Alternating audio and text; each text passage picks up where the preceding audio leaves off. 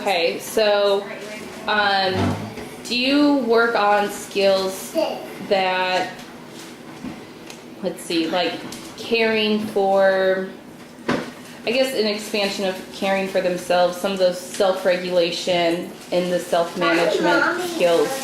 When you work on those, what is their attention span like when you're working on those kinds of tasks? Do they seem highly interested or engaged, or is it something that requires a lot of? It varies. I mean, for the lower functioning kids, attention can be a really big issue. Okay. And so for a lot of them, like, we try to use really immediate reinforcement and really frequent reinforcement. So like, I have one kid who just like loves like I'll blow up a balloon and then let it go and let the air go in his face. And so I'll do that every time I like prompt him to, perform a task or whatever. He immediately gets that reinforcement, and that kind of keeps him engaged in the task.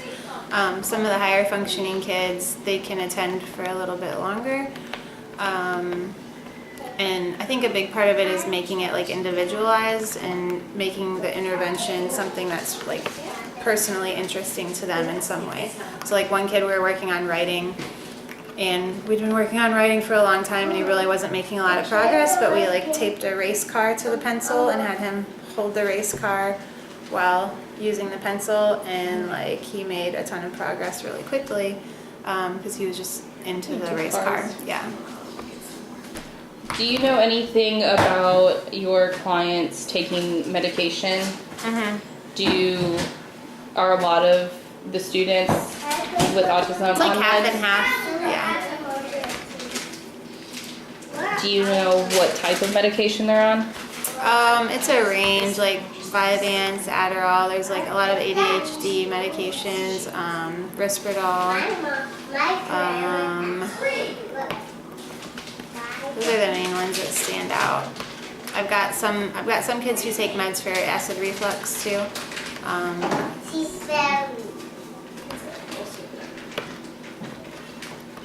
Oh, and I think I've got one that takes Zoloft for anxiety. Can you tell if like a child hasn't had their meds that day? Yeah, usually.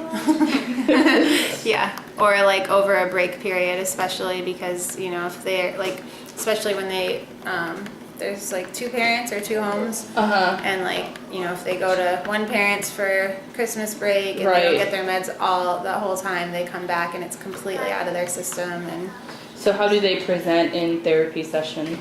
Well, the one I'm thinking of is just like a really high level of aggression,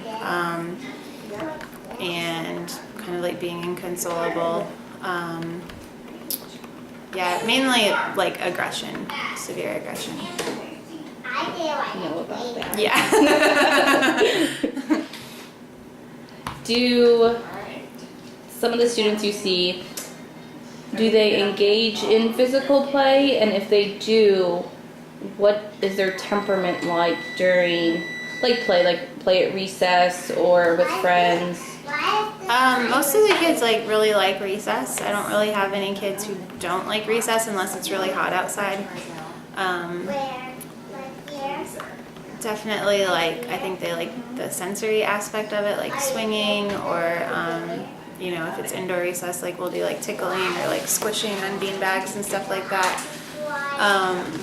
As far as actually playing and socially interacting with their peers. That's my next question. Yeah. They're engaged and with peers their age, and do they play appropriately with them? Not really. Most of the kids, I've got a couple of kids, I guess, who are higher functioning that will do have some friends and will play and stuff like that. Most of the lower functioning kids are just kind of doing their own thing at recess. And that's it's a skill that we're working on. We don't want them to stay there, but for a lot of them with really severe problem behavior, it's not the priority thing to fix right away.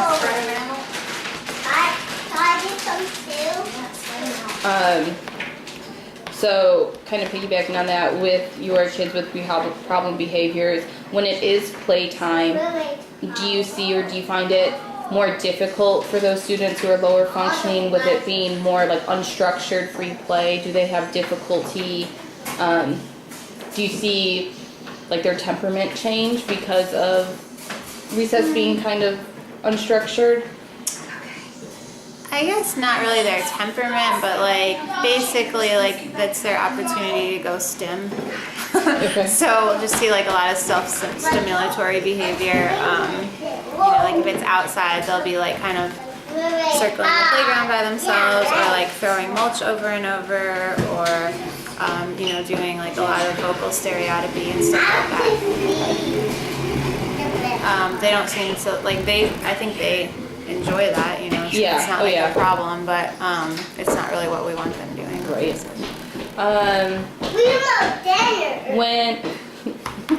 When they engage in play, inside or outside, do they seem to be aware of their surroundings? Yeah. They know when it's recess where to go and what they're doing, and I think they see the playground as like a invitation for you can do what you want, so they've made that association. What type of classroom are most of your students in? Are they serviced in? I'd say the majority is in low incidence rooms, but I've The got CDC room? yeah, Like, okay. yeah. But yeah, I've got some who are fully included too in gen ed.